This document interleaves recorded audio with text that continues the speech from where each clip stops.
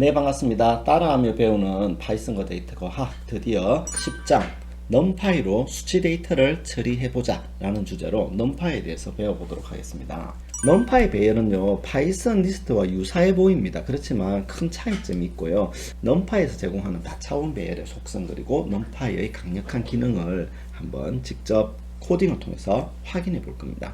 자, 리스트보다 넘파이의 배열이 훨씬 빠르다라는 주제인데요. 데이터 과학을 하기 위해서는 당연히 많은 양의 데이터가 있어야 될 것이고, 이 많은 양의 데이터를 한꺼번에 처리하기 위해서는요, 우리 파이썬에 있는 리스트라는 자료형을 배웠지 않습니까? 그죠? 그래서 이 스코어즈라고 하는 리스트에 10, 20, 30, 40, 50, 60과 같은 여러 개의 데이터를 한꺼번에 저장할 수 있고, 추가 삭제, 인덱싱, 슬라이싱 이런 것들을 할 수 있잖아요. 그죠? 그런데 이 리스트의 문제점이 뭐냐 하면은 내부적으로 참조 방식으로 이 각각의 객체 10, 20, 30을 이용하기 때문에 속도가 느려요. 자세한 메커니즘은 저희 다른 유튜브 영상을 참고하시면 되는데요. 따라서 데이터 과학자들은 좀 더 빠른 연산 능력을 가진 그런 새로운 기능이 필요한데, 기본 리스트 대신에 넘파이를 선호합니다. 넘파이는요, 뉴메리컬 파이썬의 약자인데요, 수치 데이터를 빠르게 처리할 수 있는 강력한 라이브러리입니다. 자, 여기 표에서 볼 수 있듯이요, 얘는 10의 7성이라는 스케일을 표시하고 있습니다. 원소의 개수인데요, 여기에 나오는 세로축은 처리 시간입니다. 보통 데이터가 증가하게 되면요, 처리 시간도 선형적으로 이렇게 증가하죠. 그죠? 네, 이렇게 증가합니다. 이게 일반적인 파이썬 리스트 연산의 처리 속도입니다. 그죠? 그런데 얘를 보세요. 얘는 데이터가 늘어나도 그닥 시간이 증가하지 않죠. 바로 넘파이 연산의 처리 속도입니다. 그러니까 데이터가 많을 때 매우 효율적이죠. 그죠? 자, 넘파이의 핵심이 뭐냐? 다차원 배열입니다. 파이썬에는 다차원 리스트라는 게 있었잖아요. 그죠? 그런데 여기서는 다차원 배열이라는 걸 쓰고요. 예를 들어 여기에 이제 정수가 있고, 그 정수 배열 테이블인데요. 이거를 넘파이를 이용해서 생성해 가지고, 그죠? 참조할 수도 있죠. 바로 인덱스를 이용할 수 있지 않습니까? 그죠? 그리고 참조할 쪽에 축이 필요하죠. 그죠? 즉 몇 번째 행, 몇 번째 열에 예를 들어 7이라고 하는 객체가 있느냐 라는 식으로 우리가 이제 참조를 하기 위한 축을 알아야 됩니다. 그죠? 물론 3차원 어레이 같은 경우는요, 축이 1개, 2개, 3개가 존재하게 되겠죠. 그죠? 자, 그러면 데이터 과학자들은 왜 넘파이를 많이 사용하느냐? 장점이 많아서 그렇겠죠. 그죠? 얘가 C 언어에 기반한 배열 구조입니다. C를 배운 학생들은 알겠지만요, C 언어는 매우 빠른 연산 속도를 갖고 있죠. 그죠? 그래서 우리가 로우 레벨 프로그래밍에서 굉장히 많이 쓰이는 프로그래밍 언어인데요, 바로 ND 어레이가 C 언어에 기반한 배열 구조입니다. 그러니까 C 언어처럼 메모리도 적게 차지하고 속도도 빠른 것이죠. 그죠? 그 다음에 이제 C 언어의 불편한 점은 배열 간의 수학적 연산을 사용하는데 좀 불편함이 있었거든요. 그렇지만 ND 어레이는 굉장히 쉽게 수학 연산을 할 수 있고요, 또 풍부한 함수들을 제공하고 있습니다. 예를 들어서 한번 볼게요. 파이썬의 리스트에 이와 같은 게 있습니다. 여기 학생들의 중간고사 시험 점수가 있고요, 그 아래쪽에는 파이널 스코어라고 하는 기말고사 시험 점수가 있습니다. 자, 우리는 이 중간고사 성적과 기말고사 성적의 합계를 통해 가지고 이와 같은 총점을 얻으려고 합니다. 그러면 우리가 만일에 중간 시험과 기말 시험의 합을 구하고 싶습니다. 그래서 이와 같은 덧셈 연산을 리스트에다가 적용시키면 어떤 결과가 나올까요? 우리가 원하는 것은 중간 시험, 기말 시험의 합계인데요, 파이썬의 리스트는 중간 시험의 점수와 기말 시험 점수를 이와 같이 리스트로 이어주는 역할을 해주지 않습니까? 그죠? 이게 이제 우리가 원하는 결과가 아니죠. 즉, 이와 같이 각 성분 간의 덧셈을 내가 하고자 하는데, 파이썬의 리스트에서는요, 덧셈 연산을 했을 때 이와 같이 두 리스트를 연결을 해준다는 거죠. 일반적으로 데이터 과학자들은 두 개의 리스트가 있을 때 아래쪽과 같은 벡터 합 연산을 훨씬 더 많이 쓰겠죠. 그죠? 그래서 우리는 넘파이를 이용해서 똑같은 문제를 한번 풀어볼 겁니다. 자, 넘파이를 사용하기 위해서는요, import numpy를 하는데 여기에 as np를 써가지고요. numpy에 별명을 달아줍니다. 왜냐하면 numpy라고 하는 이 이름을 굉장히 많이 쓰기 때문에 모든 코드에 numpy 그러면 코드가 너무 길어지거든요. 그래서 이와 같이 축약된 이름인 np를 매우 선호합니다. 자, 그래서 우리는 똑같은 중간 시험인데요. np array라는 이름으로 여기에 리스트를 넣어 봅니다. 여기에 파이썬의 리스트가 들어가겠죠. 그죠? 자, 그러면 얘는요, numpy 배열이 됩니다. 그래서 우리는 이와 같이 미드 스코어와 파이널 스코어를 numpy 배열로 한번 만들어 보겠습니다. 그래서 10, 20, 30을 원소로 하는 중간 점수, 그리고 60, 70, 80을 원소로 하는 기말 점수를 이용해서 np array에 넣어 가지고 파이썬 array로 만들었습니다. 자, 이제 똑같은 미드 스코어즈 더하기 파이널 스코어즈 연산을 적용해 보면 어떤 결과가 나올까요? 바로 각 요소들 간의 합인 70, 20과 70의 합인 90, 30과 80의 합인 110과 같은 요소들의 합이 구해집니다. 더 편리한 건 뭐냐면은 평균 점수를 구하고 싶잖아요. 그럴 때는 이 토탈 값에 나누기를 해버립니다. 그러면 모든 요소를 2로 나눠줍니다. 굉장히 편리하죠, 그죠? 그래서 한번 실습을 해보도록 하겠습니다. 네, 이와 같이 파이썬 리스트로 미드 스코어즈와 파이널 스코어즈라고 하는 시험 점수를 넣어봤습니다, 그죠? 그런 다음에 이 두 합을 구해서 출력해 보면 이렇게 나오죠, 그죠? 자, 이제 numpy를 이용해 볼게요.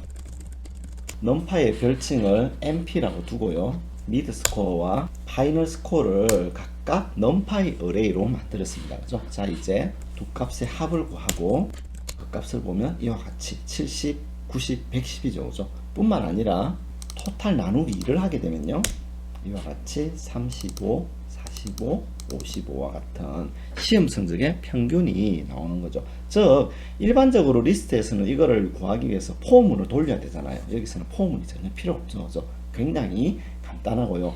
더군다나 얘가 수행 속도가 훨씬 빠릅니다. 자, 다음으로 도전 문제에 있는 내용인데요. 이와 같은 numpy A를 만들고 이와 같은 numpy 배열 B를 만들었습니다.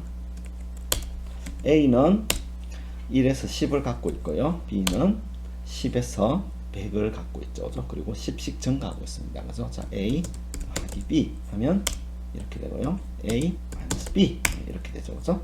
A 곱하기 B를 하게 되면요, 이와 같이 각 배열의 요소들끼리 덧셈, 뺄셈, 곱셈, 나눗셈을 해준다는 것을 확인해 볼 수가 있습니다. 이런 1, 2, 3이라는 원소를 가지는 numpy 배열이 있을 때 이 numpy 배열의 shape를 살펴보면요, 3 이래가지고 쉼표가 있죠. 즉 얘는 튜플인데요, 3개의 원소를 가지는 튜플 타입입니다.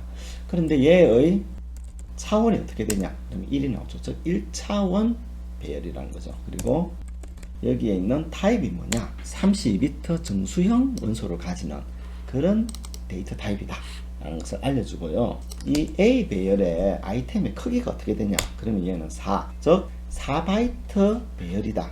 여기에는 하나의 원소가 4바이트 정보를 갖고 있다 라는 것을 알려주고요. A.점 사이즈를 하게 되면요, A 배열의 전체 항목의 수를 알려줍니다. 항목이 몇 개 있죠? 3개가 있죠, 그죠? 예, 그래서 3이 나오는 거죠. 그래서 이와 같이 numpy의 핵심 다차원 배열은요, ndim, shape, size, dtype, item size, data, strite와 같은 매우 다양한 속성을 갖고 있는데요, 이 중에서 프로그램 짜다 보면 아주 자주 사용하는 게 바로 shape입니다. shape. 그리고 원소의 개수인 size 이런 것도 많이 사용하고 있고요. numpy는 사실 파이썬을 사랑하는 사람들이 가장 좋아하는 그런 패키지입니다. 그래서 네이처라고 하는 과학 저널에 이게 소개됐어요. 보통 이제 네이처의 소프트웨어 모듈이 잘 소개되진 않거든요. 근데 이제 우리가 봤던 이 파이썬 numpy의 다차원 배열이 파이썬 numpy가 과학 분야에서 굉장히 널리 사용되게 되는 그런 계기를 제공했다라고 알려주고 있어요. 우리가 값들이 이와 같이 1, 2, 3 이렇게 나열되어 있을 때 1차원 배열이라 하고요. 그리고 얘들이 이와 같이 나열되어 있을 때 요거를 2차원 배열이라 하고요. 그리고 이런 요소들이 겹쳐져 있을 때 얘를 3차원 배열이라 합니다. 그래서 일반적으로 3차원 이상의 배열을 우리가 텐서라고 하는 용어로 흔히 이야기를 합니다. 그래서 이 그림과 같이 하나의 값을 가지는 이 단위를 스칼라라고 하고요. 이 값이 두 개 있을 때, 두 개 이상 있을 때 벡터, 그리고 이게 행과 열로 나눠져 있을 때 2차원 행렬 혹은 매트릭스라 하고요. 그게 3차원 이상으로 확장되었을 때 텐서라고 하는 용어를 흔히 씁니다. 자, 이런 파이썬의 다차원 배열이 매우 효율적이기 때문에 심지어는 블랙홀의 모습을 최초로 찍어낸 이벤트 호라이즌 연구팀도요, 넘파이를 이용해 가지고 연구의 각 단계별 데이터를 저장하고 다루기도 했고요. 넘파이를 바탕으로 만들어진 아스트로파이라고 하는 이 모듈에 대해서 전문 학회에서는요, 상을 수상한 적도 있습니다. 자, 그래서 이와 같이 ND 어레이 객체를 생성하고 속성을 알아보는 이런 연습 문제를 통해서 다차원 배열에 조금 더 깊이 이해해 보시면 좋을 것 같습니다. 자, 그러면 강력한 넘파이 배열의 연산을 조금 더 상세하게 알아보도록 할게요. 네, 이제는요, 이와 같은 값에 대해서 모든 사원들의 월급이 2배로 오르는 경우를 가정해 보는 거죠. 그럴 경우 샐러리 값에다가 샐러리 곱하기 2를 해버립니다. 그렇죠? 그런 다음에 샐러리를 출력하면 220원 440, 250원 500, 230원 460과 같이 출력되는 것을 확인해 볼 수 있습니다. 물론 여기에는 실수값 적용도 가능해요. 그래서 이 값에 대해서 2가 아니고 2.1을 이용해 가지고요, 곱셈을 하고 출력하면 이와 같이 실수값이 저장되는 것도 확인해 볼 수가 있습니다. 자, 여러 사람의 BMI를 빠르고 간편하게 계산하기라는 주제인데요. 대상자들이 여러 명 있다고 칩시다. 어떤 병원에서 연구를 위해서 모집한 다수의 실험 대상자들이 있는데 우리가 이 대상자들의 키와 몸무게를 측정했습니다. 그래서 이와 같은 데이터가 쌓여 있다고 가정했을 때 키와 몸무게 각각 6명의 데이터가 있습니다. 그죠? 이 실험 대상자들의 체질량 지수를 한꺼번에 계산할 수 있는 방법은 무엇일까요? 하는 겁니다. 이와 같이 6명의 체질량 지수를 한꺼번에 계산하는 거죠. 바로 넘파이를 쓰는 거죠. 그죠? 그래서 하이트와 웨이트가 있을 때 이 값을 넘파이 배열에 넣어 가지고 우리가 체질량 지수를 구하는 BMI 계산식에다가 넣어 버리는 거죠. 그죠? 그리고 대상자들의 키와 몸무게를 출력한 후 BMI를 출력하면 앞서 우리가 살펴본 결과를 확인해 볼 수가 있는 거죠. 그러니까 굉장히 강력하죠. 그죠? 자, 그러면 이제 인덱싱과 슬라이싱을 어떻게 할 수 있느냐. 우리가 리스트에서 굉장히 강력한 게 이제 인덱싱하고 슬라이싱 하는 거 있잖아요. 그죠? 파이썬의 넘파이에서도 굉장히 쉽게 인덱싱, 슬라이싱을 할 수가 있습니다. 이게 넘파이 배열인데요. 이 스코어즈에 큰 괄호를 한 다음에 인덱스 2를 줍니다. 그러면 인덱스가 리스트 인덱스와 마찬가지로 0부터 인덱싱 되기 때문에 스코어즈 2는 이 값, 즉 93이 나오는 거죠. 그죠?